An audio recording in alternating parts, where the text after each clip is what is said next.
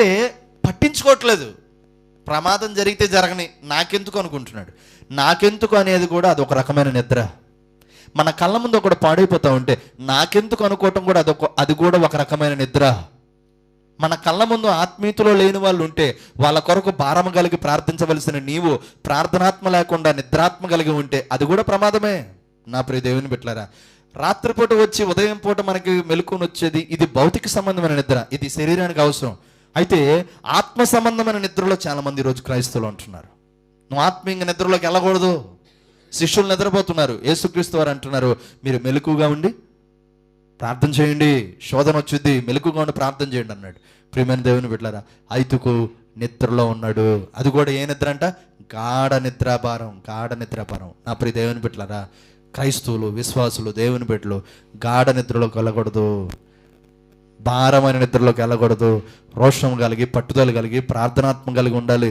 మన కుటుంబాల కొరకైనా, మన సంఘం కొరకైనా, మన సేవకుల కొరకైనా, మన పరిచర్య కొరకైనా, మన ఇంటి వారి కొరకైనా కూడా మనం భారం కలిగి ప్రార్థన చేసేటట్టుగా ఉండాలి. ఒకటి కిటికీ క్రైస్తవుడు, రెండోది మాట వినని క్రైస్తవుడు, మూడోది గాఢ నిద్రలోకి వెళ్ళిన క్రైస్తవుడు, నాలుగోదిగా ఐతుకు 3వ అంతస్తు నుండి ఎక్కడ పడ్డాడు?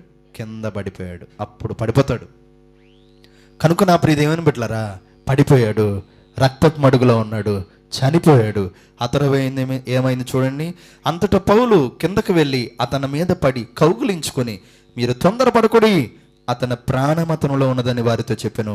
అతడు మరలా పైకి వచ్చి రొట్టె విరిచి పుచ్చుకొని తెల్లవారు వరకు విస్తారముగా సంభాషించి బయలుదేరెను. వారు బ్రతికిన చిన్నవాణిని తీసుకుని వచ్చినప్పుడు వారికి విశేషమైన ఆదరణ కలిగిన. దేవునికి స్తోత్రం చెప్పండి, హల్లెలూయా. తర్వాత పౌలు గారు వెళ్ళి ప్రార్థన చేసి, భయపడకండి, దేవుడు ముట్టాడు, బతికాడు అని చెప్పి ఆ చిన్నవాడు ఎప్పుడైతే మరలా బతికాడో తీసుకుని వచ్చి మరలా బల్లలో కూర్చోబెట్టి అతనికి దేవుని వాక్యం వినిపిస్తారు. చూడండి నా ప్రియ దేవుని బిడ్డలారా, కూర్చోవలసిన స్థలంలో వాక్యం వింటున్నప్పుడు కూర్చుంటే అక్కడ జీవం ఉంటుంది. కిటికీ దగ్గర కూర్చున్నాడు, గాఢ నిద్రలోకి వెళ్ళిపోయాడు, కింద పడిపోయాడు, ప్రాణమే పోగొట్టుకున్నాడు. నా ప్రియ దేవుని బిడ్డలారా, మనం ఆత్మీయంగా ప్రాణం లేని వారంగా, జీవం లేని వారంగా ఉండకూడదు. మనలో ఆత్మీయంలో ఉన్నటువంటి జీవం ఎప్పుడు కూడా పోకూడదు. ఆ జీవం నిలిచి ఉండాలంటే ప్రార్థనలో, వాక్యములో, ఆత్మీయతలో, పరిశుద్ధతలో, భక్తిలో మనం నిలుచుదుముగాక. కళ్ళు మూసుకోండి.